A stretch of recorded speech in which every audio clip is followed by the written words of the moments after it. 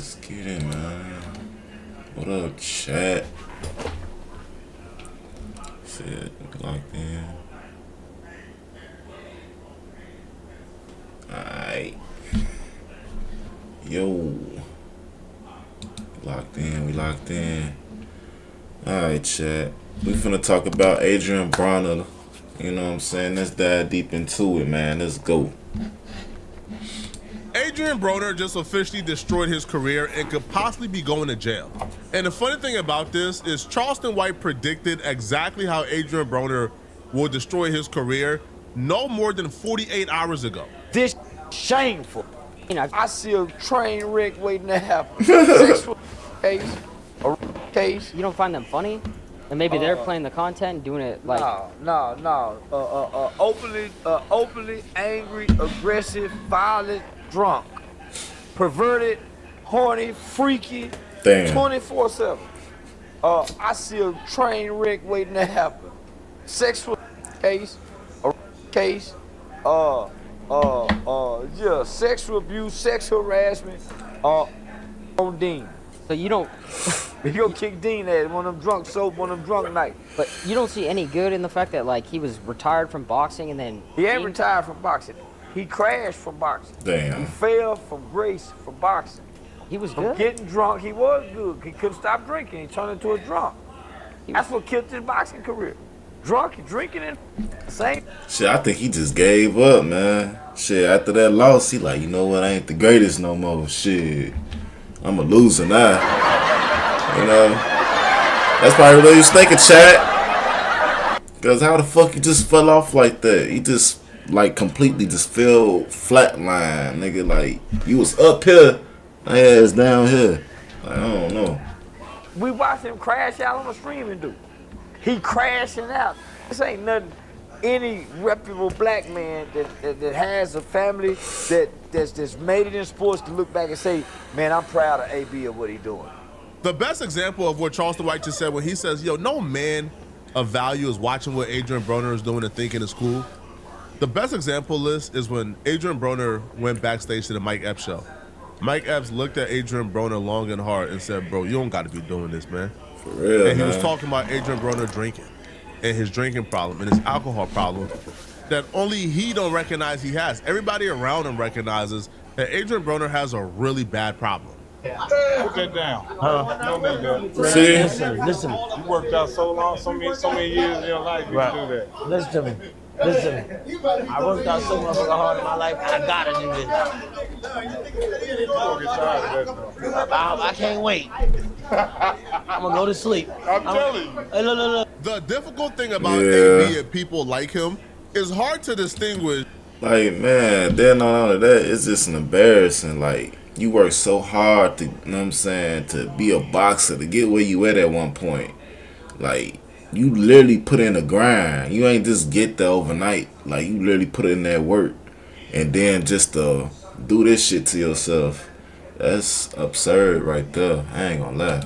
Between That's them crazy. just being the bad people they are and the liquor influencing this bad decision. Because when AB got canceled earlier today for doing this on stream that you're about to see, people blamed it on the liquor. People said that AB did this because he was drunk.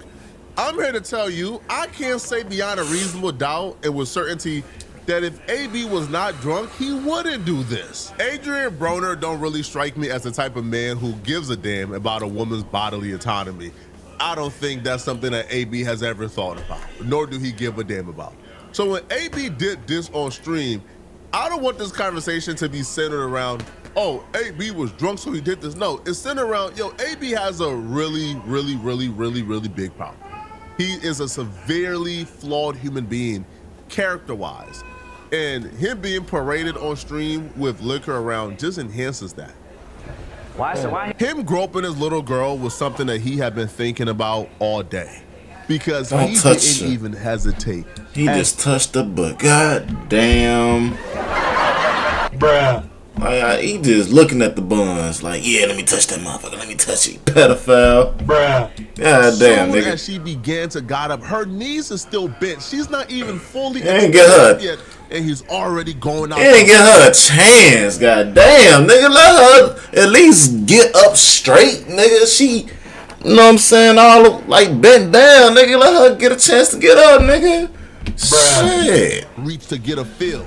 This was intentional. This was purposeful. This was not a mistake. All Any in of her the head. other excuses they gave, and he did this in a room full of people, which makes him believe in his head. He truly believes in his head that what he did was okay, and that he has a right to do this. Why I hear music right now? No, it's 11. Nah, that's cool. Why I hear music right now? And no bap, she look like about 19, you know what I'm saying, 18, 19. And he like 40. God damn, nigga. Bruh. What is you doing? What the fuck is you doing, man? Hey, wait, chill, gang. Alright, chill. He's single one. I gotta sing. No, chill. No, bro, chill. Imagine being Fast able tweet. to build an app with your name on it, just by thinking about it. Meet Base 44. The grope in the This field was nigga not tweak. enough. Bro actually got up to pursue her after she swatted off his hand and made it perfectly clear that she was not feeling it at all. Now, you know you got a problem when other garbage men who are in the room, right, other men with severe character flaws as well, when they're telling you, hey, bro, you wildin', bro. You gotta chill, bro, what you do? When Dina Great is telling you, hey, bro, you gotta chill, bro, and you still don't compute or understand what you're doing or why what you did is wrong, that's a problem and that's scary. Now, like the chick he did it to, her name is Aya. Now, she has a tumultuous lore and past online, which when this happened to her, the assumption was she's not the perfect victim. Man, this is a chick who has been fast her entire life. She's been online, clout chasing off a grown man her entire life. Oh, she wanted this. So people automatically didn't treat her like the victim until the broader community got the video. Once the Shade Room got the video, and the Shade Room audience is all women, that's when it was all bad. But the streaming community didn't really take it as serious as they should take it, because she has a history online that's filled with, again, her doing scandalous things, her clout chasing, you know, her being like hella promiscuous. She's 19 years old and she's been like a public figure for about 6 years of her life. I knew she was 19. I said it. I said she looked like she about 18 or 19, and he touching her buns like that. Nigga, you need to chop your fucking hand off, man. Chop that fucking hand off. You just touched a girl, a little young girl. Chop that shit off, nigga. Like when she was 14 years old, like she created a fake DM of Chris Brown DMing her and lied on Chris Brown and posted it. So she's been doing clout chasing things her entire life. So people automatically didn't treat her as a victim due to her history online. But she immediately would speak on what AB did, and she'll make it perfectly clear. She, you know, did not like it. This was not a script. This was not planned. That, you know, she felt violated. Yeah, she gonna go all the way with that shit.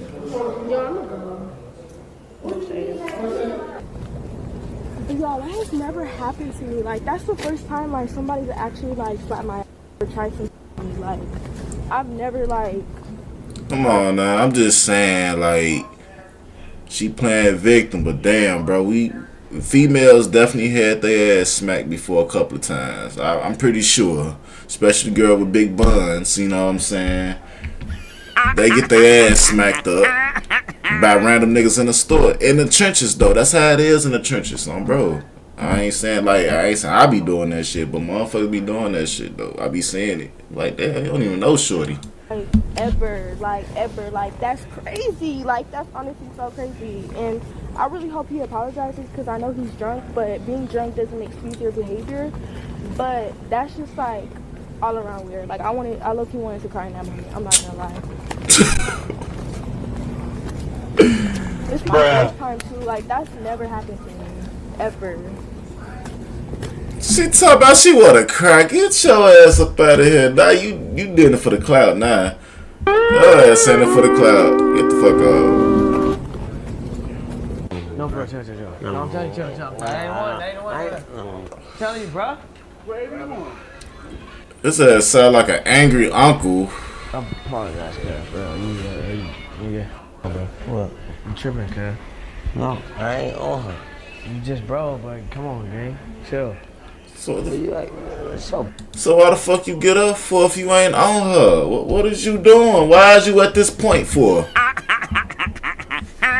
What the fuck? you don't need to know that. Rewind that clip if you missed what AB just said. Dean is telling AB, chill, bro. Nah, bro, not here. We're not doing this, bro. Leave her alone. AB is befuddled, perplexed, confused. Right, you get why Dean would want to protect a woman he don't know. AB didn't say, nah, I'm not doing nothing. Nah, I'm gonna leave her alone. He says, man, why are you protecting her, man? Like you don't know her.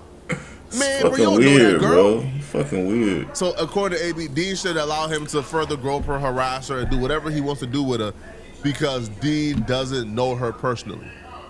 Which even that's not true, because like Dean and her, like I believe was texting, or like she at least has Dean number to where she was able to call Dean to tell Dean that she felt uncomfortable. Before AB even apologizes to her, AB says, man, ain't nobody touched that girl, but why is she clout chasing like that? So AB believes that this girl who just got, her butt slapped and her butt touched without her permission was only mad because she wanted clout and attention. Yeah, that's all.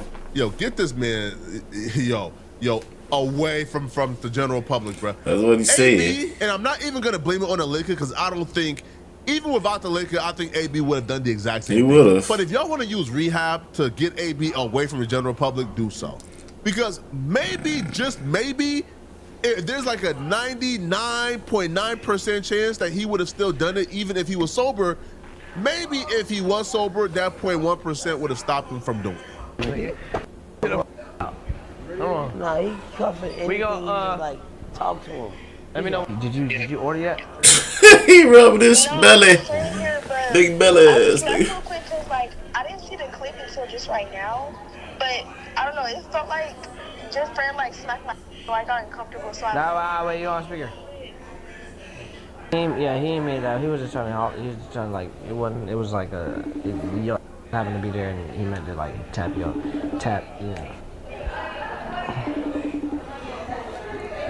Boy, he look like a boy. Look at that damn stomach, boy. That's embarrassing. You used to be a boxer. Now look at you.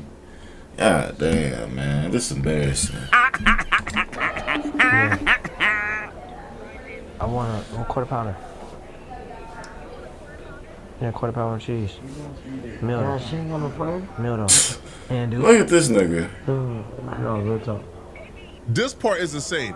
While she's expressing how she felt uncomfortable, how she was essaying, AB said, man, shut up, man. Do you got any friends? She's 19.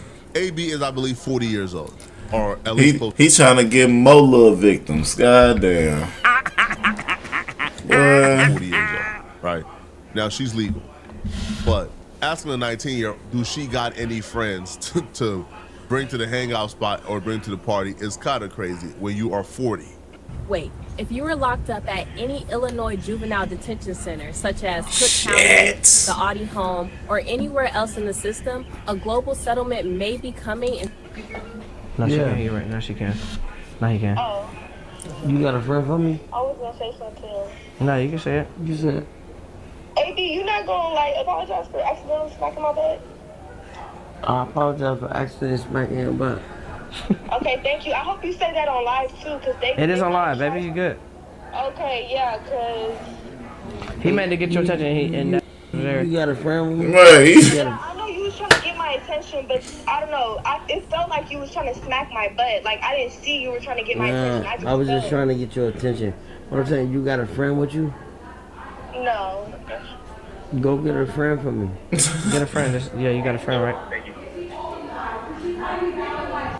McDonald's just take card. I mean cash, not card. No, you got cash on you or no? No, Alright, come back. I got a driver. We gonna go. Alright. Alright, see you. Let me know get you're a here. friend for me. Security gonna come get you outside when you're here. Get a friend for me though. Alright, she heard you. You heard me? Alright, bye. Alright. Get a friend for me. This Don't nigga, sound like boy. you securing my pussy. I'm finna get you some 18 other. What the fuck, bro? What are you talking about securing your pussy, nigga? What? Hey, this nigga crazy, man. She's 19, for Christ's sakes, nigga. What you mean? I'm a him though. So and is.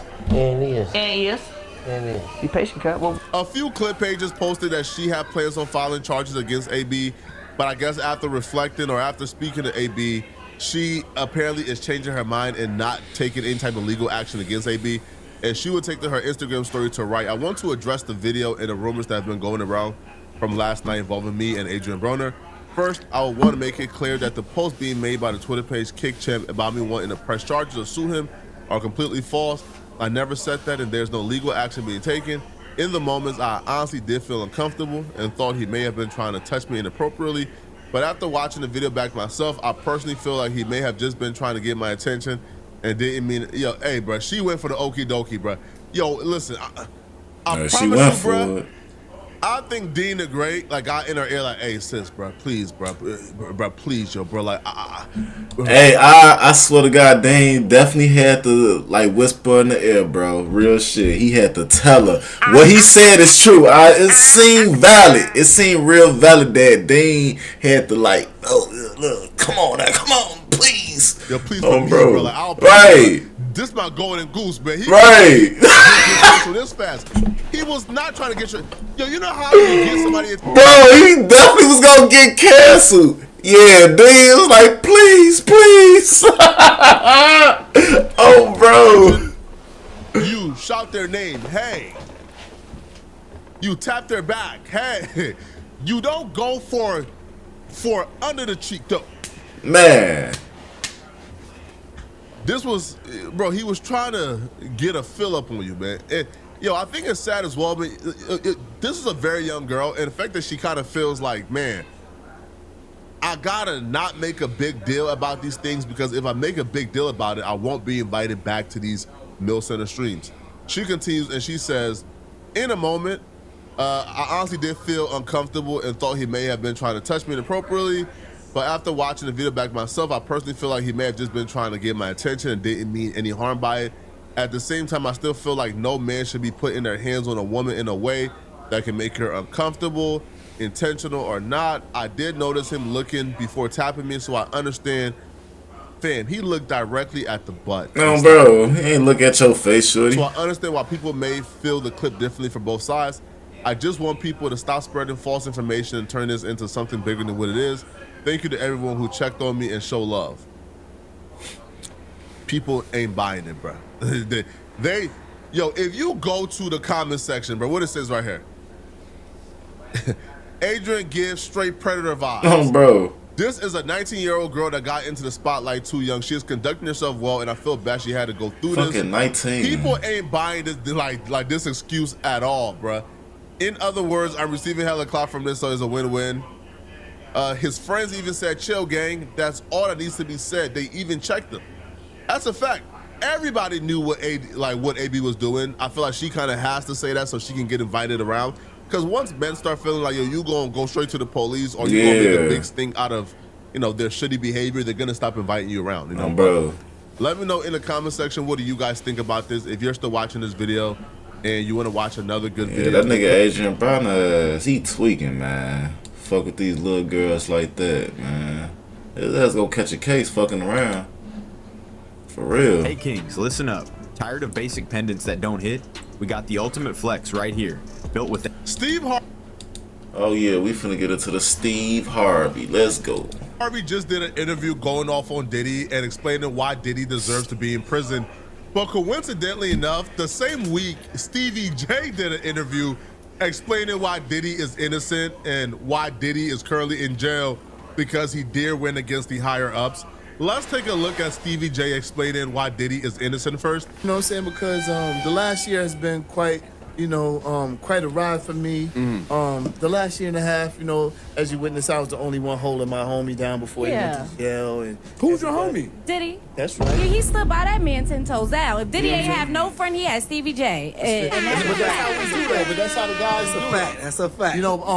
And after all of that, and after seeing who will really be truly in your corner and who's rocking with you and all that, I left a whole bunch of fake niggas alone and just started, just rocking with me and my family. It's hard as stand next to somebody when they're going through something like that. So whatever the outcome is for Diddy and everything, like, salute to you as a man for being like, that's my homie. Like, thank you. I only know this version of him, so I can only respect and honor He's talking that. about, the kids and this and all this and he raping this, all that stuff. Where did all of that go? Out the garbage. It went to, you know what I'm saying? To have billions of dollars and be able to stand on your own. The man don't like that. You know what I'm saying? And then if you're working for the man and you say, all right, I'm gonna go to Mexico and check my tequila out and to make sure they putting the agave in, but they're not putting the agave, they putting all sugar in it. So he was like, yo, y'all putting sugar. So they don't want a black man sticking up for themselves. Whether it's on a level down here or a level down there, one must stick up for himself. There's a spectrum when it comes to this Diddy conversation. Stevie J and Steve Harvey exist on opposite ends. Now, both ends have valid opinions. Like Stevie J saying, hey, listen, Diddy getting a Fed indictment based upon a lawsuit that Cassie filed right around the time he's going up against some powerful billionaires is a little suspicious. Hey, you got me. I agree. Right? I 1,000% agree. Right? Now, even if you look at what Diddy was convicted of, a violation of the Mann Act, that right there alone. Still got convicted. There's never been a sentence longer than 6 months for the Mann Act, and 99.9% of convictions for the Mann Act leads to probation. Diddy getting multiple years in prison for that is kind of odd, right? It's odd for sure.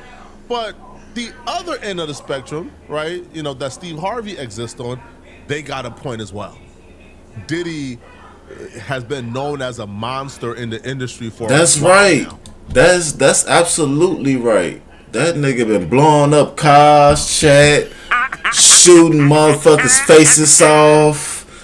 You know what I'm saying? Graping people. All that shit. Stealing people assets. Man, I can keep going down the line, goddammit. For real. Long before Diddy went up against billionaires, who owns a liquor company, Diddy was known as a monster. There's been like horror stories about Diddy in the industry for years. Diddy has gotten away with a lot of really bad things. He was a bad guy. And when they see Diddy in jail, especially after seeing the Cassie video, they're like, he's a terrible human being and he deserves to be in prison. That's fair as well. I'm just shocked that Steve Harvey said it publicly, right? I've tried to raise my son to at least be gentleman. Be a gentleman. Be fair. Don't talk to women that way. Treat women with kindness and respect. If you're that guy, you'll survive that area. Most of us do. And then if you're not that guy, you won't survive that area. He's in prison right now because you've been Puffy. You've been watching it. You turn into Puffy. If you don't respect it, you're gonna do some time. You understand? And he was old enough to really get it together, but he didn't. Why do you think that with Diddy? Is it because you're living a life where there are no boundaries? You get whatever you want whenever you want. You've done everything you possibly have, and there are no boundaries. So you just keep going further and further. Yeah. Is that why you think? Yeah. You have to, like I said, you have to practice acts of kindness. You've got to be a gentleman through it all. I'm not saying, look, man, this dude's gonna have more than one chick. Okay, cool, I got that right there. But you don't have to be abusive with it and abrasive with it. And Puffy was doing all this, but boy, let me tell you something, man. And he was getting away with a lot. But when that video came out. The one in the hotel room, you mean? Bro, that's like, you sitting up here going, wait a minute, hold up, man. What you doing? Right. I mean, bro, for you to be a public figure, wrap a towel around yourself and run down a public hallway, not knowing who's at that elevator. It could have been other people at the elevator. But you go around there and there's no one at the elevator, and that's your reaction to this girl? Yo, bro. Yeah. So now, that's what we caught on tape. That's the one that's on tape. That's the one that's out in the public in front of the elevator. My goodness, what's been going on when you ain't in front of the elevator? People keep asking, how do we actually get an AI agent on our team? Well, it's easy. Watch how I do it in 60 seconds. That's the thing right there. Like when the cameras ain't, you know what I'm saying, on, he probably bashing the shit out of her head all on against the wall and shit, stepping on her, spitting on her, calling her all type of names. What Diddy did off camera. See, I give nuanced takes, and because I came out and said, yo, this Diddy sentence is a bit harsh for what he was convicted of. Diddy was found not guilty of trafficking, right? And just because I don't believe that Diddy is a trafficker doesn't mean that I believe that Diddy is not an abusive boyfriend. He's 100% an abusive Hell boyfriend, yeah. right? But trafficking means force and coercion, and I don't think Diddy trafficked Cassie nor Jane Doe. And that was just my take on the stance. But when Diddy came out and apologized, yo, that apology, many people say, yo, Diddy apologized for what took place on camera.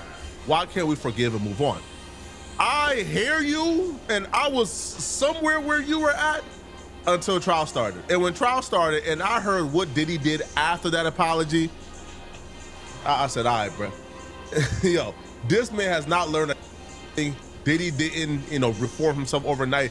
Diddy is still the same person he was before the apology and before this came out. It's so difficult to reflect on the darkest times in your life. Sometimes you gotta do that. I hit rock bottom, but I make no excuses. My behavior on that video is inexcusable. I take full responsibility for my actions in that video. I'm disgusted. I was disgusted then when I did it. I'm disgusted now. Hey, he lying. This nigga lying. You can tell in his face he lying. I'm disgusted then, and I'm disgusted now. Get your lying ass up out of here. I sought out professional help. Got to go into therapy. I'm going to rehab. Had to ask God for His mercy and grace. Nigga going to rehab. He threw at this shit.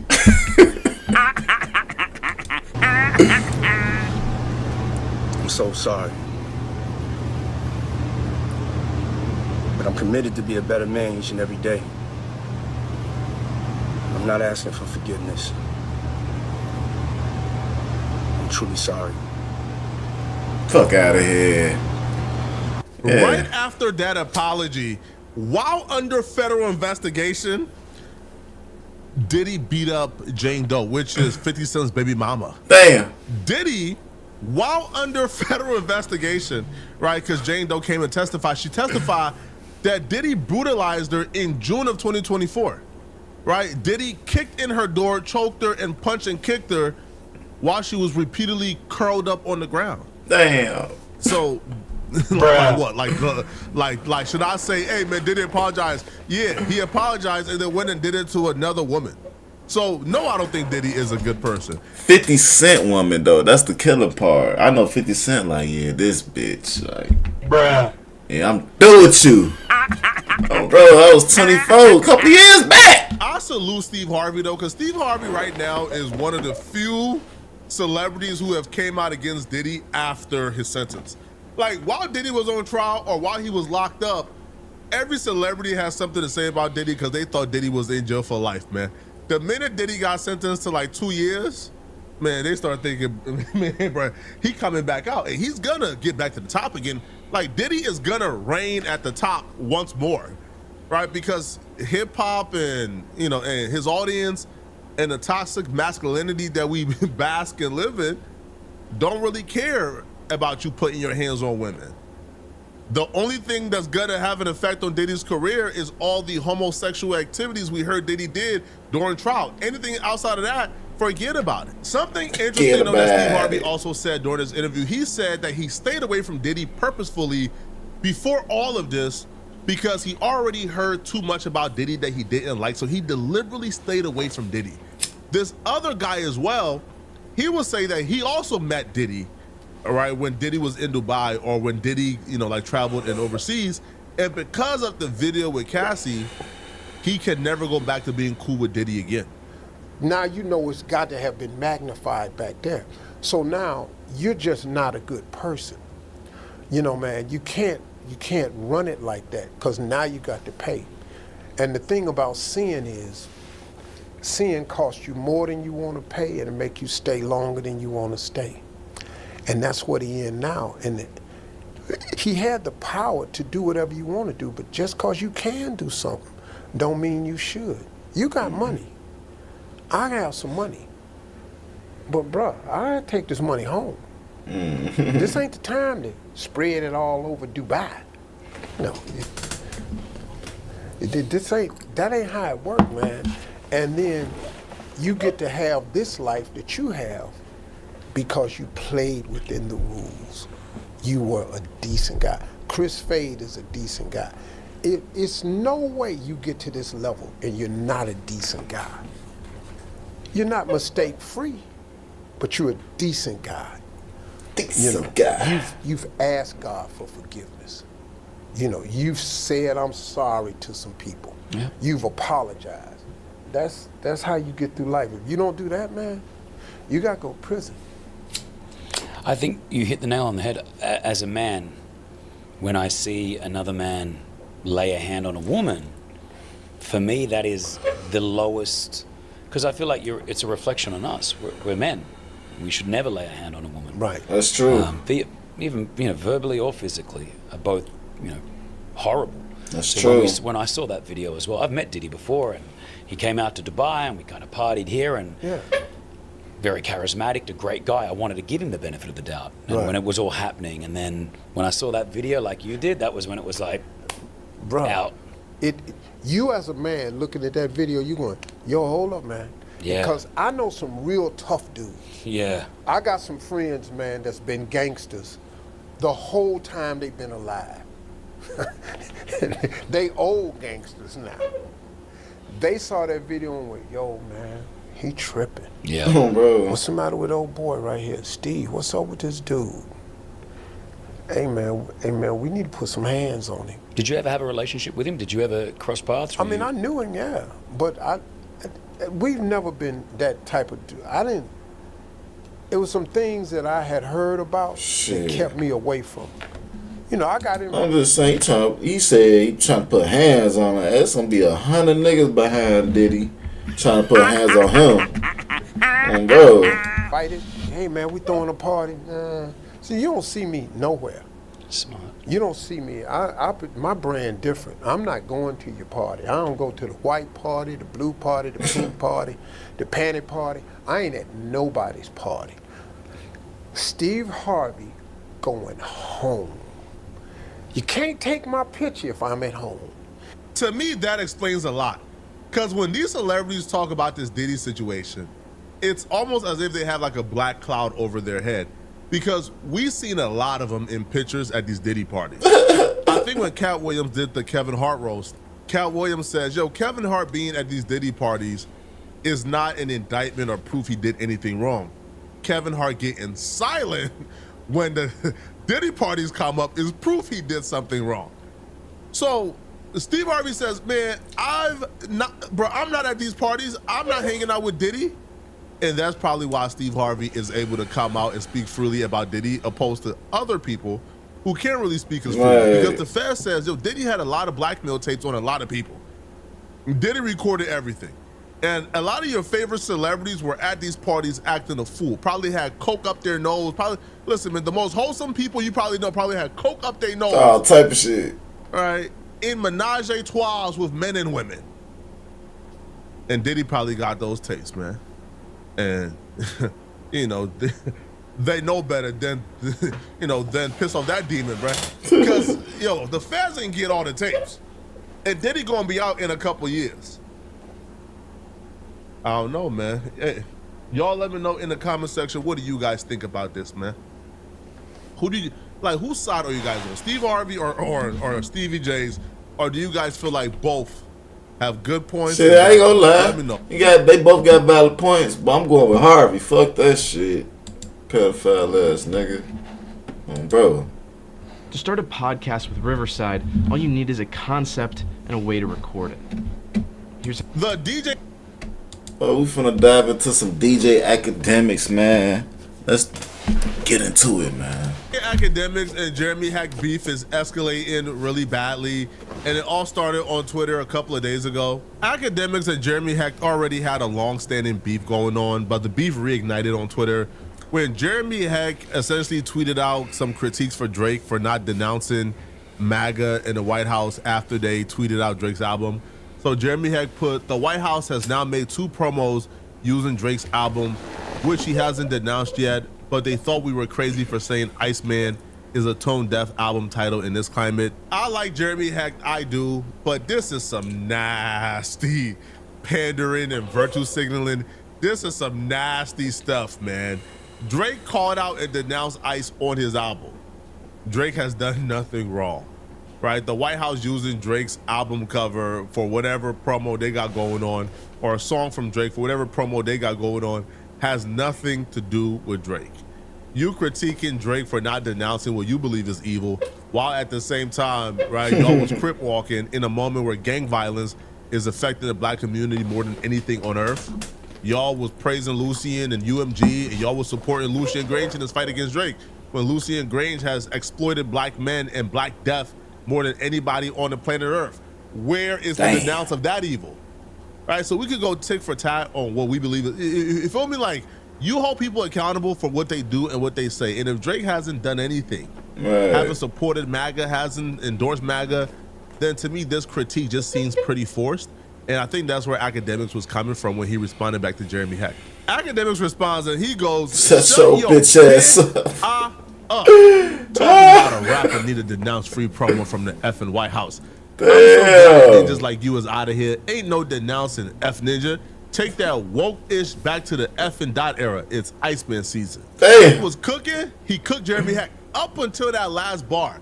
And the reason why that last bar, when he brought up, take that woke-ish back to the dot era, the reason why that was a mistake is because it leaves room for Jeremy Heck and others to misrepresent Akademiks' politics. Whenever Jeremy Heck, Ebro, Rosenberg, or any other of Akademiks' oppositions argue with Ak, the first thing they go to is they label Akademiks as MAGA, as a Trump guy, as an alt-right, as a white supremacist.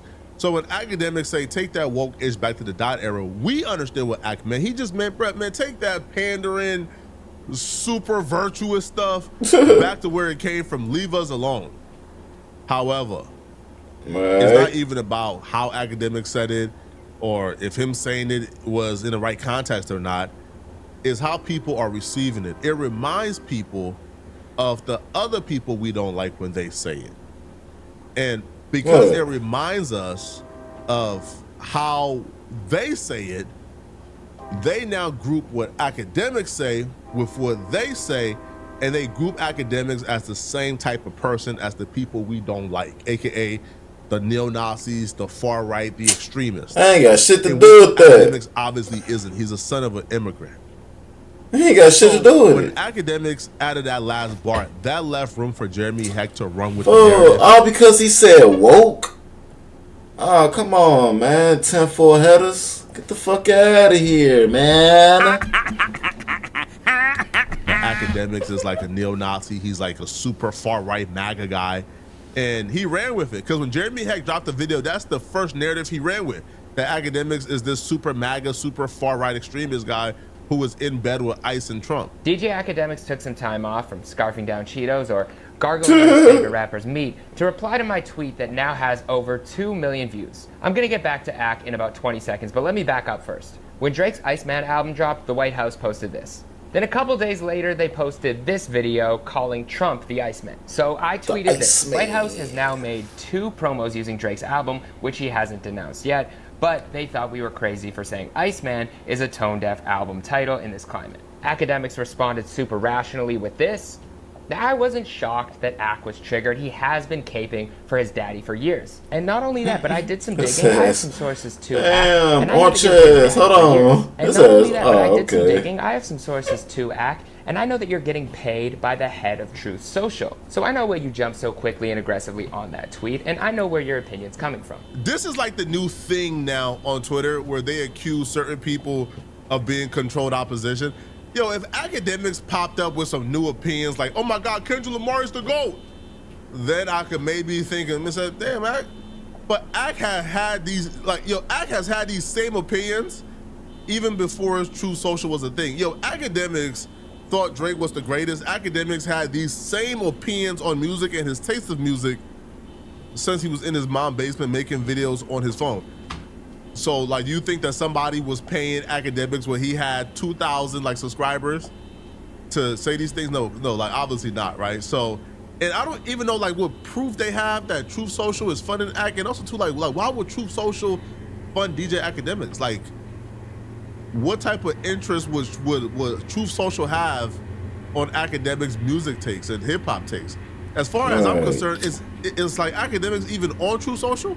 Like, why would they fund somebody who don't actively post or tweet on Truth Social? It doesn't make sense whatsoever. I feel like this is one of those things where, you know, like Jeremy had kind of learned from like the Kendrick Lamar TDE bucket, where you kind of, you know, just say things. Like, for example, he got a daughter you don't know about. 2 years later, where's the daughter at? Right? Right. So it feels like Jeremy Hack is stealing a page out of the TDE book, man. Right? la. And eventually, when you've lied enough, at least one of those lies is going to stick, because, you know, nobody has the time and patience to debunk every lie. Sound familiar? At Mattress Firm, we understand there are many problems. I also know that your opinion on music isn't from you either, because you're getting paid by every label. But maybe that's for another video. But this wasn't just about them using a song. When you align yourself with people like this, or this, or this, and call your album this, when this is happening, with an album cover that has this sign. That I ain't gonna lie, Chad. That nigga Trump an orange man for real, boy. That nigga super orange, bro. Oh, God. Damn. Using a song. When you align yourself with people like this, or this, or this, and call your album this, when this is happening, with an album cover that has this sign, that also kind of looks like this sign, you can't be shocked when they do this. I don't think Drake's intention was any of this. Drake even said this on his album. But if that's not something that you want to be associated with, then just say something. That was my only point.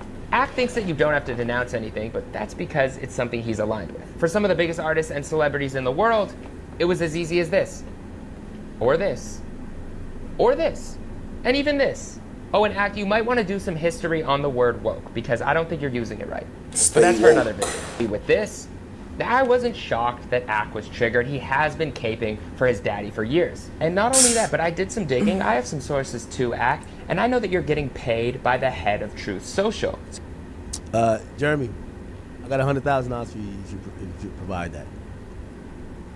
Head of Truth. Listen. That nigga type it. Damn, that nigga act type quick. Damn, you heard that shit. God damn, nigga. That's some speed typing right there. This person is ran by who? Who's the head of Truth Socials? Devin Nunes? I wish I was. You know what's so funny? So this guy called himself trying to call me out. First of all, I'm the only person who will gladly tell you where my political affiliations lie at the moment. I supported and voted for Donald Trump last time. May not be turned out to be the best of choices these days. Next time, if there's a dope-ass Democratic candidate, I'll proudly say I vote for them too. Listen, I know what the comments is going to say. Flacco, you not being consistent. Flacco, you a hypocrite. Flacco, you biased. I'm all of that. The same level of smoke I would have given to Andrew Schultz and Nicki Minaj. Akademiks is my friend. Akademiks has been somebody who has used his platform to publicly speak out on my behalf when I'm going through some controversy. He has shown unwavering loyalty to me and stood by my side when people were trying to cancel me and when people were lying on me. So I'm gonna offer him the same courtesy that he offers me. All right. I'm not about to sit here and give Ak a verbal lashing. All right. Ak, he said his mind has changed. Now, I don't understand why Ak will vote for Trump in the first place when Ak is a son of an immigrant. Akademiks is an immigrant. And the level of dehumanization Trump has done to immigrants, I don't see why anybody would vote for Trump or would want to like vote for Trump. I had a friend called E-Man, and his story made the news. E-Man was walking out of an African shop. ICE was parked on the corner. Just again, this is like a random stop and frisk. ICE told E-Man, yo, show me, yo, are you a citizen? E-Man said, yeah, of course. Prove it. Dang. They asked for his ID. He gave them the real ID. They said, this is not enough proof you are a U.S. citizen. They asked for his social. He gave them his social. They said, this is not enough proof that you are a U.S. citizen. What do you gotta do? They then asked him, do he have his birth certificate? He says, no, I don't walk around with my birth certificate. Who walks around with a birth certificate? Do you have your U.S. passport? No, I don't walk around with my U.S. passport. So they told him, well, you coming with us. Damn. And they forcibly took him, put him in a van, and drove him to an undisclosed location for hours. And this is somebody who did nothing wrong. So just Ak being an immigrant, man, I don't understand why he ever supported Trump. But that's my brother. I'm gonna give him a call and ask, yo, bro, why? So I'm like, why? Right? Because I don't know, man. Yeah, but the angles they are attacking Ak with is not working. Right? They're attacking Ak for taking ad money. And you see, yo, like they come online and they want to tear down Ak. But you can't tear down Ak with the narratives they're trying to tear down Ak with, because nobody cares. Like nobody cares that Akademiks charge rappers and labels for him to post their music. That's a general practice for Instagram blogs. Like if you run a blog, you charge labels and you charge artists to post their music. So this is not an exposure, right? Now, Akademiks would also address Jeremy Heck going off on Drake for the White House and the Iceman thing. I'm an American who feel like, you know, even my audience probably don't like the fact that I'm that open with my political views. But listen, I'm not staunchly Democrat or Republican. I'm going to be honest about who I support. Now, let's just get to what's actually important.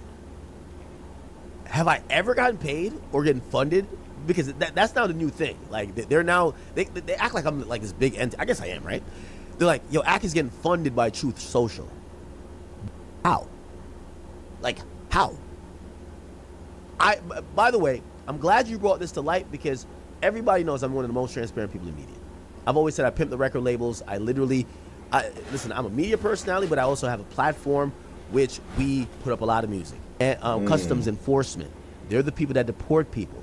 So now they've connected Drake's Iceman theme to now be representative of the United States ICE, agency that deport. Do you see what I'm saying? Where woke people fuck up shit. You get what I'm saying? Like, bro, how are you trying to say Drake is tone deaf for naming his album? Yeah, man, that's what I'm trying to say, man. Come on, woke people. Now you make me don't want to be part of the woke shit. God damn.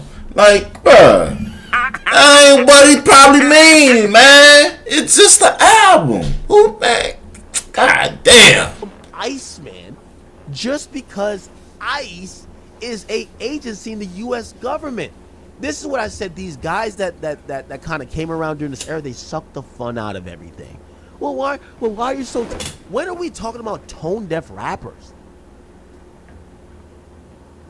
Have you listened to the lyrics of 99.9% of rappers, including Kendrick? They're not like necessarily social justice warriors all the time, or they're not like priests, or they're not like popes. They kind of talk shit. They encourage violence. They do what they do as rappers. So this guy is saying that Drake is tone deaf. Let me know who y'all think won this back and forth, right? Because I think Akademiks structurally broke down every point. Yeah. One, he gets ad money, so what everybody does. Two, he's funded by Truth Social. You know, he said there's no truth to it. So if there's truth to it, show the proof.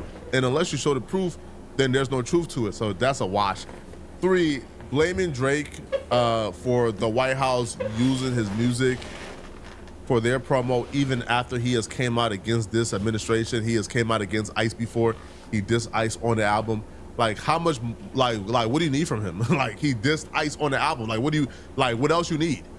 But let me know in the comment section, what do you guys think about this, okay? If you're still watching this video and you want to watch another good video, then click on this video right here somewhere on my screen to find nah, out. man. Oh, yo, if no jumper... Man, woke people, man, they just making us look bad, man. You can't even say woke no more. Dang. Imagine being able to build anything just by thinking about it. Meet Base 44. Alright, y'all, we finna get into the chud. You know what I'm saying? Let's go into it. Oh boy, Chud the Builder's situation is getting much worse. It's getting much more embarrassing. Oh, Chud. And now he is apparently begging Aiden Ross to front him the bail money so he can get out of not jail Aiden on these Ross. attempted murder charges. And apparently Aiden Ross, I don't know if he's feeling it, okay? He better deny that shit. I swear to God, he better deny This is it. the latest, all right? Obviously, if you didn't know the news already, Chud the Builder is currently facing very serious charges, attempted murder, amongst other things, for a shooting that took place outside of an Alabama courthouse where he shot a black man after months, if not years, of basically goading black people, saying the N-word in front of them, being very, very offensive on his live streams, and basically daring them, saying, I wish somebody would, all right? And somebody tried him. He was ready with his preemptive self-defense, but apparently, because of his actions and everything he did leading up to this incident, he might not be able to claim self-defense. So we've now got a set of leaks, all right? This reminds me of like when Young Thug's jail calls were getting leaked. I don't know how this got leaked so quickly, but this popped up on Remo's page. Shout out to him. It said, Chud the Builder seems to be running out of options after reaching out to Aiden Ross in hopes that he will bond him out. Chud is in custody and charged with the attempted murder of a black man. Okay, let's hear what he said. Let's hear it. God, there it is. It's Dalton, Chud. If you can get me out, help with the bond. I cannot access my funds until I get out of here because no one has access to any of my gifts and go or my crypto wallets, etc. I have to get out of here so that I can get verification processes to get into all of these funds. I will fight for free. If you can help me out to post bail, I will fight for free. We'll do whatever it is you want to do, bro. I need somebody with big money who can throw down, who can support me. Hell nah. Don't support that, man. Listen, Aiden. It's Dalton. Chud. So, what's really interesting here, right? Clearly he's having some trouble. He's saying that the give, send, go, where he had apparently been given a few $100,000. I wonder if it's gone up. Wonder if it's gone up even more in the day or so. He's not that much more. It's gone up by about $10,000. So he's currently at $262,000, $708.68 as well. So he is up big time. Damn, they supporting this motherfucker. Apparently he can't get access to this money. He can't get the give, send, go money. He's the only person with the authorization and the login, and he can't get it to anyone else. He probably can't trust anyone else. So he got $250,000 waiting for him. But he can't access it. He can't use it to bail himself out because he's not out there. He can't give the details. No one can access and front up this money because he can't get hold of it. And his give, send, go was going crazy, right? He got $3,000 donations, $2,000 there. Someone donating 2026. There's so many sick fuckers in the world. They all donate to this fucking bastard. Shit crazy. It's crazy, okay? And like, you know, a lot of this is racial. A lot of this is all these people supporting him because of the race baiting that he's doing. They gotta be racist. Money from these other people that are trying to, you know. Look, I'll just read you this one. It says, good luck getting re-elected, Robert J. Nash, but thanks for the huge payout Chud will get. It's 2026 and white people are done with having freaks like you weaponize laws against us and never applying them for us. Please contact him with your office. So this is getting very political. People are donating 1776. That's crazy. I don't know if this is what we should be revolutionizing about. We've got Christopher in the Deep South Network donating $1,160. He wrote, Dalton, my brothers and I became aware of what happened and we were compelled to help as patriots and champions of free speech. We know exactly what you're going through. It's best to face this with brotherhood. What? The Aryan Brotherhood? At your back? Your courage has inspired many and you make us proud. Keep your chin up and never despair. Your countrymen are near. So he is getting... We can't lock them niggas up. Like, you know what I'm saying? We can't do shit. Support from some of the most terrifying... The whites, basically, right? The American whites. saying, God bless you. Christ is king. They're loving him. So, you know what I'm saying? Christ it is what it is, right? This guy donated $600. I had to get Chud over 250K. WFP. Wait a minute. Right.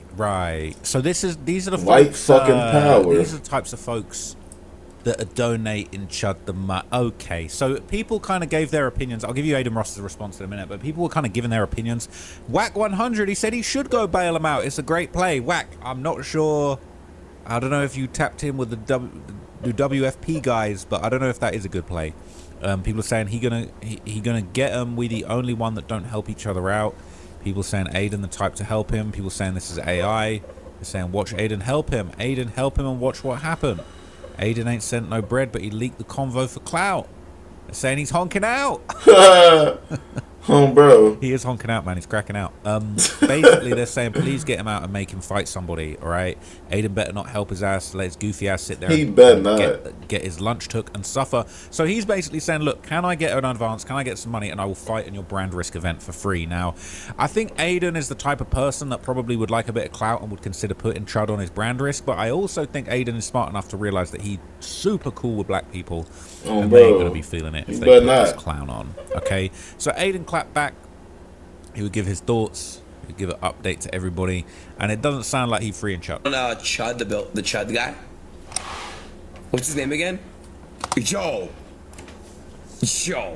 Holy shit. So he is on here. Can you pay his bail? Imagine the clips. Dude, fuck no. Absolutely fucking not. What the hell? Are you retarded? Can you bet on Chud, the Chud guy? What's his name again?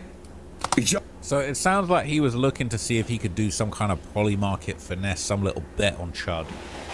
But it doesn't seem like he was able to find his way through. But I think this is just super scary because at the end of the day, right, Chud is out here begging people for bail. He's out here begging to try and get let out. And, you know, he really just wants to get access to his Give, Send, Go. Yeah, look at that. But when you look at the Give, Send, Go, it's kind of... Like these niggas, these... Yeah, these motherfuckers, you know what I'm saying? I can't say nigga, they ain't niggas, you know. I'm so used to saying nigga, you know. But these motherfuckers donate to this motherfucker. There's some very ominous, you know, language. There's some very bad energy in the Give, Send, Go. So it just makes you wonder, like, should he really be getting that Give, Send, Go money? I'm not sure he should be, to be honest, right? You can pray for him. Jesus, I'm praying for Chud, to be honest with you guys. So interestingly enough, we just got an update from Chud's lawyer. Okay, Chud's lawyer fires back at claims of racism, and he says he will not back down, all right? This says Chud the Builder's attorney is pushing back hard against accusations he's racist just for representing the controversial streamer in court. Attorney Jake Fendley released a lengthy statement after backlash over defending Chud, legal name Dalton Etherly, insisting that representing someone accused of racist behavior does not make him racist himself. Picked a great God name, but your damn voice it. doesn't quite match it. We have a fix. I'm tired of this shit. I definitely gotta pay for this shit. Okay, let's see the statement, right? It's a long-ass statement. Let's get into it. General release to the public and press. Attorneys have very strict guidelines on what we are and aren't allowed to say to the press when cases are pending, so I can't share much about the case, but I'd like to take this opportunity to address some of the hateful phone calls and emails my office has been receiving since I've been appointed to be Mr. Etherly's attorney. My entire firm is being called racist. I'm disappointed given my history and dedication to my clients, which includes people of all skin colours. Our individual rights are secured by our constitutions, both state and federal, have endured relentless attacks from our government throughout the years. It is the defense bar who holds that line. It seems now some of the people who we have so fervently defended now turn against one of its defenders because we are not afraid to stand up and represent someone who is unpopular. To be called a racist is an awful thing for me. I was raised to do the right thing even if it isn't popular. My grandfather taught school and coached basketball during the height of racial integration in our country. He allowed his best athletes to play regardless of skin color, and because of his choices, he was referred to as the N-word coach. I'm proud of him to have the courage to do the right thing, even to the detriment of his social status. I'm just as proud of his actions in that regard as I am of his military service in the Korean War. Like, we didn't ask, buddy.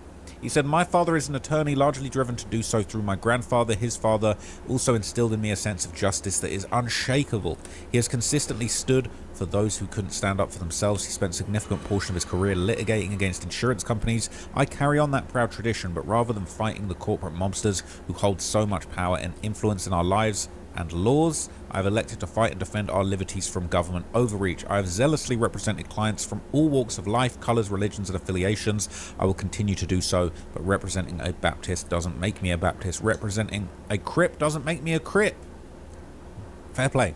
Anyone who assumes any one of my staff are racist because I'm tasked to represent someone whose opinions and actions are controversial is simply ridiculous. I came to represent Mr. Etherly after the public defender of our district filed a motion to withdraw. In this motion, it was alleged that the private bar of which I'm a member lacked the fortitude to represent Mr. Etherly due to his unpopularity.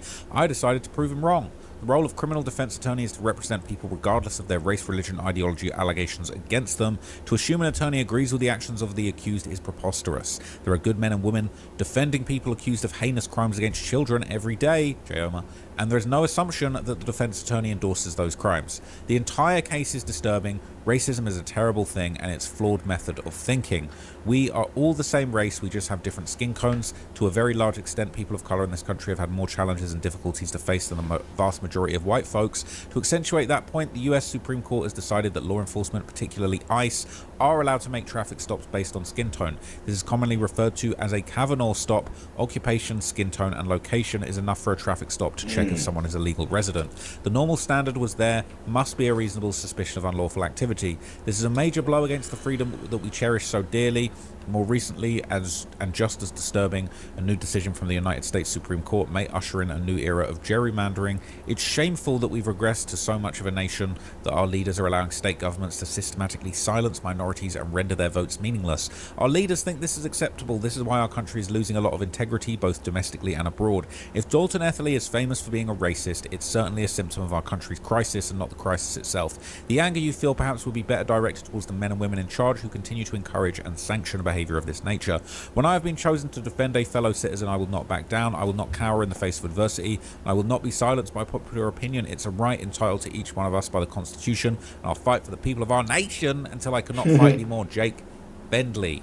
Okay, so basically that was, you know, that was him defending himself and saying he's not racist for defending Chud. Now, as TMZ previously reported, a woman named racist defending him. Petition for a protective order against Chud in November 2025 that claimed he committed racial violent behaviour towards her, but a request was denied, and now he's facing attempted murder charges. So look, I think everybody is entitled to a defence, yes, even David, but okay, we're gonna look at you a certain type of way. We're gonna look at you like some of those white power dudes that be on the Give Send Go donate in 1776. It's a bit spooky. All right, I hope he gets his fair shake in court, but I also am not sure that he is going to be getting the result that he's looking for. Okay, I don't know if it is self-defense when you're running around antagonizing people. So if I get an update on Chud, I'll be sure to keep you guys posted. That's the latest. All right, I just saw this news, I thought I'd respond to it. So let me know what you think. I've got like 2 or 3 Big David videos that I want to record. Throw away the key. Fuck him. Nobody bonds him out. Get rid of him. He's a terrible human being. Bro. Stop wasting money on ChatGPT, Midjourney, or Ideogram for print on demand. Here's what actually works for POD sub. Yo, we finna get into some dirt case real quick. A little bit of update. Let's dive deep into it. Support me. Go to Nene Marie 37 on IG and purchase a signed copy of my book. That's how you support me. Make sure you smash that like. And follow me on TikTok at Trenches News 383. Oh, it's your boy Trenches News, and I'm back at y'all with another one. Appreciate all the support. Thanks for everyone who subscribed to the channel. If you ain't subbed to my channel, make sure you do. Make sure you join. We gotta skip this shit. Shout out to all my mods. He was accused, and his affiliates was accused of killing OTFD thing, that's Lil Durk's brother. So those guys had got caught. They got caught. Because they did a whole bunch of dumb stuff. First of all, they left the car that they killed Stefan Mack in, that they hopped out of, in the parking lot. They shot a security guard. They chased them down. They left a rifle around the area where they killed them at. They left the cell phone in the car that they'll text on, get a new one and text on, alerting the police and the feds that it's some money involved now. Because they texting like, what's up with OTF? What's up with Lil Durk now? and all that. So that was crazy. Yeah. But the crazy thing is the guy that's copping out tomorrow morning, Marley, he got beat out all around the board. He shouldn't even win on a hit. He didn't get paid. He told them what a low at. He told them where they could find Stephon Mack at. And he didn't get paid. Damn. When AJ went to $1 million worth of game, because they was waiting. They was That's fucked up. You did all that shit and didn't get paid, bruh. Yeah, that's absurd. That's crazy. in between and waiting because they knew that Lil Durk would be up there on the 17th. Now, how they knew that is crazy for them to know that, you know, because Lil Durk's supposed to have like up top security that nobody know when he coming in the city unless he put it out there himself or he on Tay-Town on live himself. So AJ went to $1 million worth of game and he got money. He stopped answering for Marley, so Marley got beat out. And not only that, when the feds played the recording in court, he had to hear AJ say that he was a goofy, and he didn't like that. He don't even know why he took him on a hit. He should never got paid. He wasn't gonna get paid anyway because he ain't do nothing. Imagine that, and you ain't get nothing, and you finna be in there for 30 years or the rest of your life. Yeah, I'm snitching. You got me fucked up. I'm hearing about you telling motherfuckers he a goofy. He ain't woo. Hey, officer, yeah, he did this. He did all this shit, goddammit. Fuck you. But he pleaded guilty now. He pleaded guilty. He changed his plea. So he going in front of the judge to sign off on it. Now, I just want to remind people that this is a murder for hire that they pleading out to. They not pleading out just to a murder. So if they wanted to, they could have just charged them with a murder. And then they would have, you know, been on a merry way. But since this is a murder for hire, somebody got to go down for the hire. For sure. And I got those videos so y'all can decipher what y'all want to decipher at the end of this conversation that I'm having with you. You can break down the videos yourself and see the evidence. But in order to cop out in this murder for hire, the judge has to be satisfied. You have to admit everything that you did. So you have to admit that you killed them for a payment. You have to tell somewhere along the lines of the gate who paid you, who was involved. I just think this is bigger than this, and I think that a RICO coming for OTF and a lot of more people. I think that a RICO coming because you have to charge somebody. And then if you go back to Lil Durk murder for hire with Lil Tim, right? He got stuck in there because of the murder for hire Chicago. So whatever they showed him in Chicago, they sent over there. The judge has said, yeah, Lil Durk can't get out. He a threat to the community. Damn. You know? But I'm going to play this video. Marley is going to be in court tomorrow pleading guilty to murder for hire. Durk could be linked to a second murder for hire plot, this time in Chicago. These are images of the gunman who shot and killed Stephon Mack in 2022. Prosecutors say Mack was outside the Youth Peace Center of Roseland when he was gunned down. The FBI linked the two men charged with Mack's murder to Durk using texts and confidential informants. The feds believe this murder was revenge for the death of... Although individual A, aka Durk, contributed $50,000 to the bounty for killing Mack, AJ only collected a portion of those funds. AJ, look, Jam, this what Jam told Didi. I mean, he told Bondo. Like, Bug, he say, man, Durk gave up 50, shorty. He only paid me a dub, so it's 30 missing. Remind you, I'm locked up. So he's saying Durk gave 50, but he only got paid 20, and 30,000 is missing. And in this excerpt, AJ would explain to the confidential source that he received approximately $40,000 for killing Mack.